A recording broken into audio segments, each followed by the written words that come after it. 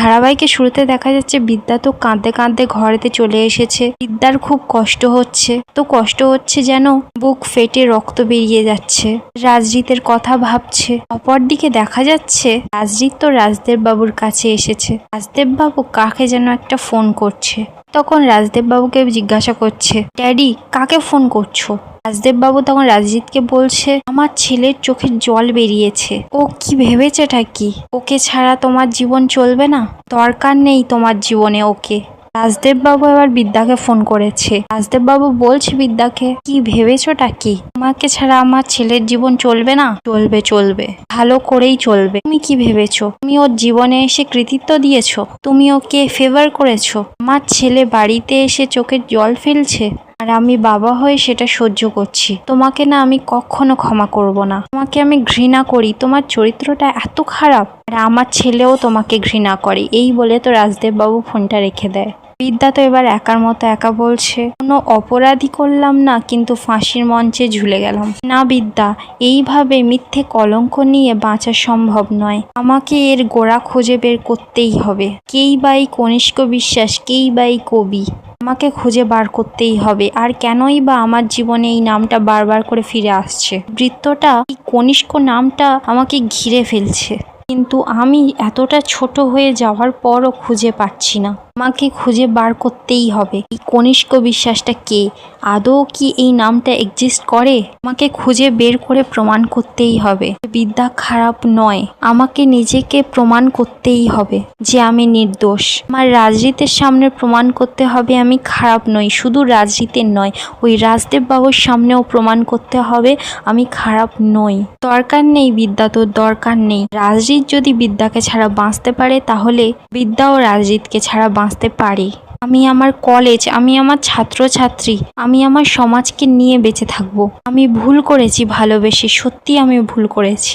আর আজ রাজজিৎ তুমি আমাকে ভুল বুঝলে, সন্দেহ করলে। আর রাজজিৎ, আমি এর রুট ঠিক খুঁজে বার করবই, আর এর গোড়া আমি ঠিক খুঁজে বের করবই। এই কনিষ্ক বিশ্বাসকে, এই কবি আমি ঠিক খুঁজে বার করবই। এর পরের দিন সকালবেলা দেখা যাচ্ছে বিদ্যা তো বড়বাবুর সঙ্গে দেখা করতে চলে গেছে।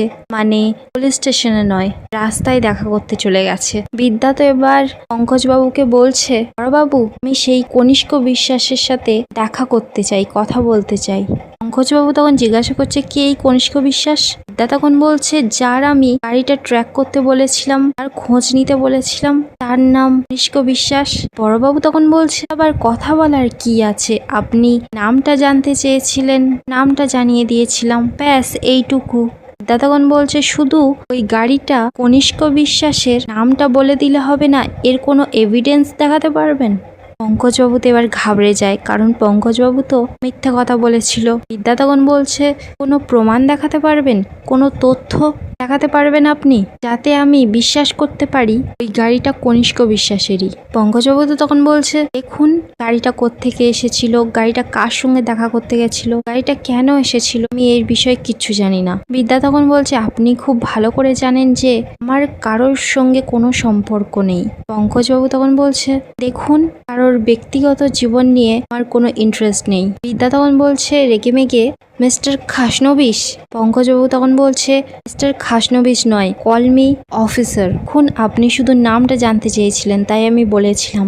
আপনি কিন্তু কোনো এফআইআরও করেননি, কারণ আপনার কোনো এফআইআর করার জায়গায়ও নেই, কারণ ওখানে কোনো ক্রাইম ঘটেনি। আর আপনার ব্যক্তিগত জীবনে কার সঙ্গে কি সম্পর্ক রয়েছে আমার কোনো জানার দরকার নেই। সব রিলেশন এখন অনেক জায়গায় ঘটছে, তাই জন্য বলছি আপনি আপনার বরের সঙ্গে কি সম্পর্ক, কিরকম সম্পর্ক, আপনি কার সঙ্গে রিলেশনে আছেন আমার জানার কোনো দরকার নেই। দেখুন আমি এখন খুব চাপে আছি, এই নিয়ে আমাকে বিরক্ত করবেন না। এই বলে তো যখনই পঙ্কজবাবু ওখান থেকে চলে যেতে যাবে, তা তখন বলছে, কথাটা বলে আপনি যেন পালিয়ে যেতে চাইছেন। পঙ্কজবাবু তো এবার পুরো থমকে দাঁড়ায় আর বলে, মানে? দিদা তখন বলছে, আপনি তো খুব সৎ মানুষ, তো তাই দ্রুত কথা বলে পালিয়ে যেতে চাইছেন। আপনি মিথ্যে কথা বলেছেন বড়বাবু। পঙ্কজবাবু তখন বলছে, কি? দিদা তখন বলছে, হ্যাঁ, আপনি না হলে সচরাচর এরকম তাড়াতাড়ি কথা বলেন না। আপনি যেন তাড়াতাড়ি কথা বলে পালিয়ে যেতে চাইছেন। আপনি কি কিছু গোপন করছেন নাকি আপোষ করছেন? পঙ্কজবাবু তখন বলছে, বিদ্যা বিদ্যা তখন বলছে আস্তে কথা বলুন, সব চোখ টোক রাঙিয়ে কোনো লাভ নেই, সব চোখ রাঙানো আমি অনেক দেখেছি। যাই হোক, আমি বুঝতে পেরেছি আপনি বিক্রি টিক্রি হয়ে গেছেন, তা কত টাকা ডিল হলো? পঙ্কজবাবু তো অবাক, বলছে মানে? বিদ্যা তখন বলছে মানে ওই কনিষ্ক বিশ্বাস কত টাকা দিল? পঙ্কজবাবু তখন বলছে আপনি কি বলছেন, আমি কিছু বুঝতে পারছি না। বিদ্যা তখন বলছে আমি জানি আপনি সবটা বুঝতে পারছেন, যাই হোক আমি আর এখন ডিস্টার্ব করব না আপনাকে, তবে হ্যাঁ ওই কনিষ্ক বিশ্বাস আর ওই ড্রাইভার সকলকে নিয়ে কিন্তু আপনার থানায় যাব। হ্যাঁ, আপনি কিন্তু ওই কনিষ্ক বিশ্বাসকে বলে দেবেন আপনার সাথে ওই কনিষ্ক বিশ্বাসের কি ডিল হয়েছে আমি জানি না, তবে আমার নেক্সট টার্গেট ওই ঘোষাল বাবু, ওই আইনজীবী ঘোষাল বাবু। আচ্ছা আমি এখন চলি, এই বলে তো বিদ্যা ওখান থেকে চলে যায়। এবার তো পঙ্কজবাবু একার মতো একা বলছে আই এম এক্সট্রিমলি সরি। বিদ্যা আপনি ঠিকই ধরেছেন, এখান থেকে পালিয়ে যেতে পারলে বাঁচি। বিবেক দংশন কিন্তু সত্যি যন্ত্রণাদায়ক। অপরদিকে দেখা যাচ্ছে বিদ্যা তো সেই লয়ারটার কাছে চলে গেছে, মানে সেই উকিলটার কাছে চলে গেছে। মিস্টার ঘোষাল বাবু তখন বলছে আপনার কথা আমি কিছু বুঝতে পারছি না। বিদ্যা তখন বলছে এখানে বোঝার তো কিছু নেই, আমি শুধুমাত্র আপনার ক্লায়েন্ট কনিষ্ক বিশ্বাসের সাথে দেখা করতে চাই। ঘোষালবাবু তখন বলছে কনিষ্ক বিশ্বাস আমার ক্লায়েন্ট কেন হতে যাবে, আমি বুঝতে পারছি না। দেখুন আমাদের মধ্যে যে ডিভোর্সের ব্যাপারটা চলছে সেটাই কিন্তু আমার দেখা প্রধান কাজ। এই কনিষ্ক বিশ্বাসকে আমি কি করে চিনবো বলুন তো? বিদ্যা তখন বলছে চেনেন, ওর ঠিকানাটা শুধু আমাকে দিন। আমার মনে হচ্ছে আপনি ওর থেকে মোটা টাকা খেয়ে সব ধান্দা শুরু করেছেন। অ্যাডভোকেট ঘোষাল তখন বলছে উনি কিন্তু মাত্রা ছাড়িয়ে যাচ্ছেন। বিদ্যা তো এবার রেগে গেছে, টেবিল চাপড়ে উঠে বলছে আমি কি মাত্রা ছাড়িয়েছি, এখনো তো মাত্রা ছাড়াইনি। ঘোষাল বাবু আপনি কিন্তু বুঝতে পারছেন না, আপনি কিন্তু আগুনের সাথে লড়াই করছেন, আপনি কিন্তু আগুনে ছারখার হয়ে যাবেন। অ্যাডভোকেট ঘোষাল তখন বলছে বিদ্যা দেবী আপনি কিন্তু একজন আইনজীবীকে এসব কথা বলছেন, মনে রাখবেন। আমি কিন্তু আপনাকে কোর্টে টেনে নিয়ে যেতে পারি। বিদ্যা তখন রেগে বলছে আপনি আমাকে কোর্টে টেনে নিয়ে যেতে পারেন, আমি কিন্তু আপনাকে মাটিতে টেনে আনতে পারি, জমিতে টেনে এনে এমন মারতে পারি যে আপনার যে কার্বন বন্স আছে না মেরে পুরো এক করে দিতে পারি। কলকাতার রেডিওলজিস্টরা ধরতে পারবে না কোন হাড়টা কোথায় আছে। অ্যাডভোকেট ঘোষাল তখন বলছে একদম চিৎকার করবেন না। বিদ্যা তখন রেগে বলছে একদম আপনি চিৎকার করবেন না, আমি না জাস্ট আজকের দিনটার মতো আপনাকে সাবধান করে দিলাম, এরপর বিদ্যার আসল রূপটা আপনি দেখতে পাবেন। এর পেছন থেকে যে কলকাঠিটা নাড়ছে না তাকে বলে দেবেন কোনো লাভ নেই, বিদ্যা ব্যানার্জি না মুখোমুখি লড়তে ভালোবাসে, আড়াল থেকে বিদ্যা না লড়তে একদম ভালোবাসে না। এই বলে তো বিদ্যা ওখান থেকে চলে যায়। বিদ্যা চলে যাওয়াতে এবার তো দেখা যাচ্ছে ঘোষালবাবু তো সৃঞ্জয়ের কাছে ফোন করে বলছে বিদ্যা ব্যানার্জি এসেছিল।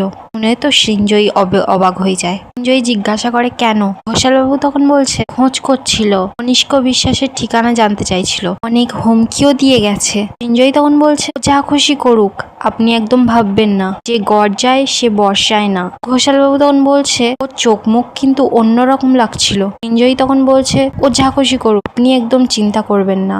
এবার তো সামনে রাজদেব বাবু চলে আসে। সৃঞ্জয় তো ফোনটা ভয় থেকে রেখে দেয়। এখানেই আজকের পর্বটি শেষ হয়ে যায়। আপনাদের কি মনে হয় বিদ্যা কি সৃঞ্জয়ের মুখোশটা খুলে দিতে পারবে?